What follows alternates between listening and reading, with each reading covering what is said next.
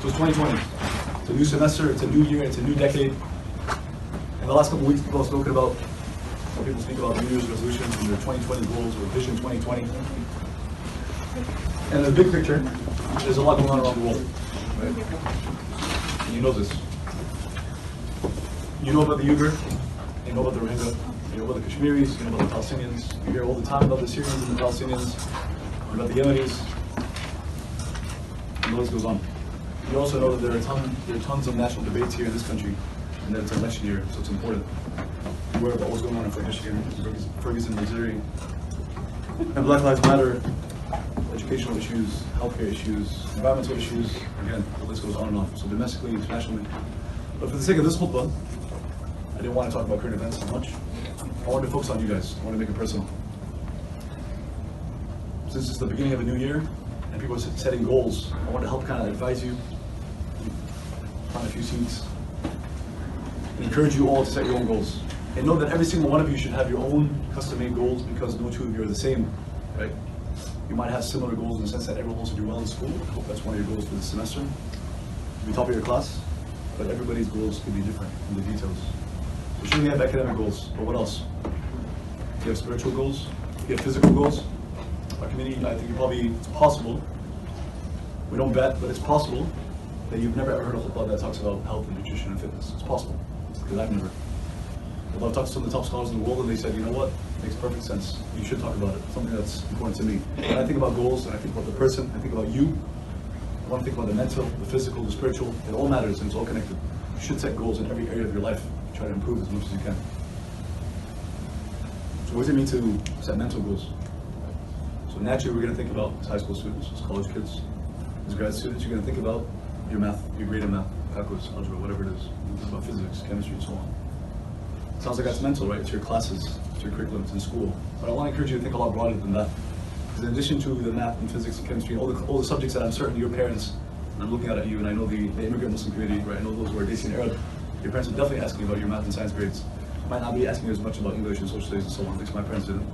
That's important too. But in addition to all of that, there's a whole other list of subjects. There's knowing Allah and who Allah is, knowing our history, knowing society and its issues. But you can call it the social sciences, you can call it Islamic studies, you can call it whatever you want, it doesn't matter. But know that there's acquired knowledge and there's revealed knowledge. Acquired in the sense that we are encouraged by Allah, because both of those types of knowledge go back to Allah. You're encouraged, we're encouraged as humanity to go out into the universe and to explore, and to experiment, and to study, right? Empiricism, that's chemistry and the physics. But you're also encouraged to seek revealed knowledge. So one is indirectly from Allah, acquired knowledge, because it's a human effort, right? Generation after generation, to pass down the data and the statistics, the studies, the journals. We're also encouraged to acquire revealed knowledge, which is directly from Allah, which is His words and the Prophet's words, and of course, centuries of knowledge built on that, traditional Islamic studies. I encourage you to realize that the mental game is bigger than that. Right. So next level stuff, you want to understand acquired knowledge, revealed knowledge, you want to understand what human beings are all about and our purpose in life, in addition to how you can make a certain app, build a certain building, right? Cure a certain disease. All important, it's all good. All that beneficial knowledge is all from Allah. So I wanted to expand your mental scope. And of course, there's a lot more to be said. Physically, I feel, I could be wrong, but I feel that a lot of us feel that, I think it probably starts around high school, you feel that you're either an athlete or you're not, right? Either you're going to go pro, or at least play in college, or you're not. And chances are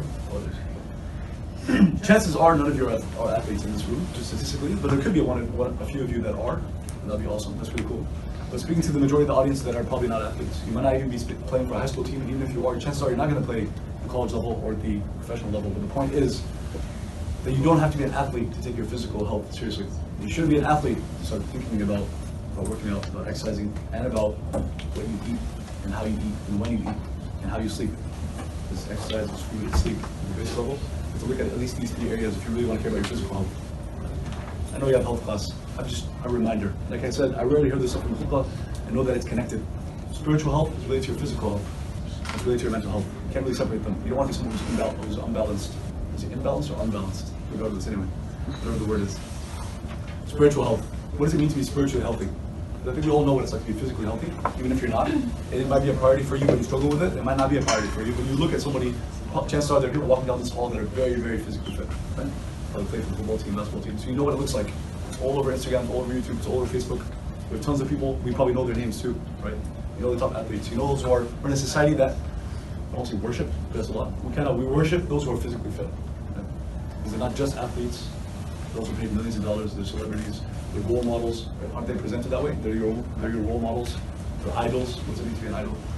Which is fine, in a sense, it's not taken to the extreme. But we do, in a sense, also worship, maybe not to the same level, but we also do worship people that are mentally strong, mentally fit, they're very intelligent, they have high IQ. Right? We recognize that it's amazing that this person, scientist, comes up with this cure. This person came up with this patent. This person wrote this book. This person published XYZ. This person speaks at an amazing level. But we're not a society that really praises or looks up to, let alone recognizes that the role models in society should be those who are most spiritually healthy. Right? It's a society with tons of spiritual illnesses, spiritual diseases. And right there is the analogy, right? Physically sick, it's a disease, right? You go to the doctor. But there are people who are spiritually sick. Pretty much everyone, to some extent, can be spiritually sick, major issues and minor issues. But I wanted to remind you, if you're setting goals for your life, you're looking at yourself mentally, physically, and spiritually. So what does it mean to be spiritually healthy, right? And that could be a series in and of itself, a series of khutbahs. But that essence, or the stage one, right? Just like physical health, you might not start bench pressing 350 right away, but you want to at least get in the gym. You know, if you just get in the gym like once or twice a week, and you do that every week, for a lot of people, that's a goal. Like just getting in the gym, because they're not used to it. Spiritually, it starts with answering a few questions. Knowing the answer, believing the answer. And it starts with what's our purpose in life. If you're certain about your purpose in life, and it is in fact your purpose in life, because there is a right or wrong answer to this question about what your purpose in life is. Because Allah tells us He did not create us except to worship Him. Worship Allah. And worship isn't just your prayer and your fasting, your dua and your dhikr and your salah and your dua and your hajj and your umrah and Ramadan. It's all those things. But that's only one slice of the pie. Those are your personal ibadat, your personal rituals, your personal acts of worship. But worship is a lot more than that. And every interaction with a friend, classmate, neighbor, professor, teacher, boss, co-worker, every one of those interactions, know that is worship, or it can be, depending on how you behave, depending on your character, your mannerisms, your interaction with others. So your role in society, you being a student, your family, how you treat your brother, sister, mother, father, the list goes on. All that is part of ibadah. It's a lot more than just your personal rituals. And I noticed that, I'm sure you've noticed it, that it's very common for people to act differently in the masjid than in school than at home. And to some extent it's understandable, but I also want to let you know that it is possible not to be that way. It is possible, and it takes a lot of work. It is possible to look at your personal life, a lot of the struggle in our personal life, me included, to look at your personal life, and your public life, and your family life, what you're like in school, in the classroom, when the teacher's not there, and when the teacher is there, etc., in the masjid, to look at them and decide, who do I want to be, and who am I? Because if in school you're acting the way you think your teachers want you to act, or the way your students want you to act, or you go back and forth between the two, it's probably most kids. And the masjid is like, how am I supposed to act because what my parents think, or other uncles and aunts at the masjid. And at home, it's what are the rules my parents have. So then, at what point are you you? When are you you? You're old enough to decide who you are. You're old enough to know who you are. You're old enough, and you don't need anyone's permission to be you. Just hopefully you, because that's like a double-edged thing. Because like what some people here are probably thinking, like, man, I just want to be me, and then they go crazy, right? Hopefully I'm encouraging you, be you, right? Don't be the person your parents want you to be, for the sake of them being pleased with you. You don't have to run after anyone's approval. You don't need anyone's approval. You don't need anyone's affirmation. You don't need external motivation. You shouldn't need to. That's tough. High school is the hardest time in life. High school is the hardest part of your life, not in terms of responsibilities and commitments, not even close. I'm sorry, bro, you don't have homework. You guys do not have homework. You go to college, then you get homework. And after that, if you decide to, maybe probably, I don't know, maybe a third of you, maybe 2/3 of you will probably go to grad school. Then you realize that there was actually no homework in undergrad, and that wasn't working, that was easy. So enjoy it while it lasts. I know it can be stressful, but it is actually the most stressful part in life. But not because of commitments, or homework, or assignments, or responsibilities, because that will definitely get harder even for me, get married and kids. It's the toughest in terms of peer pressure. And I think we all know peer pressure is real. You know you can't touch it.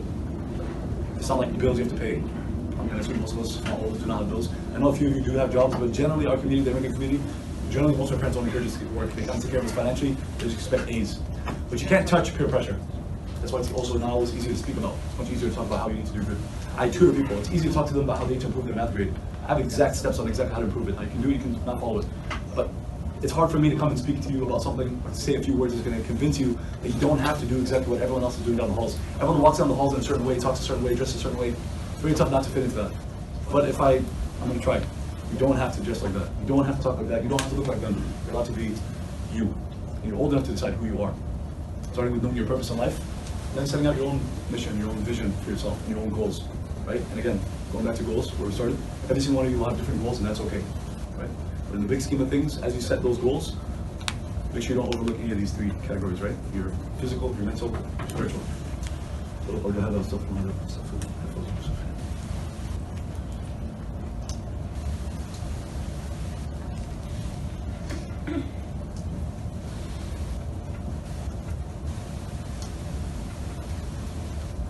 I promise I'll keep it short, so I'm going to end the dua.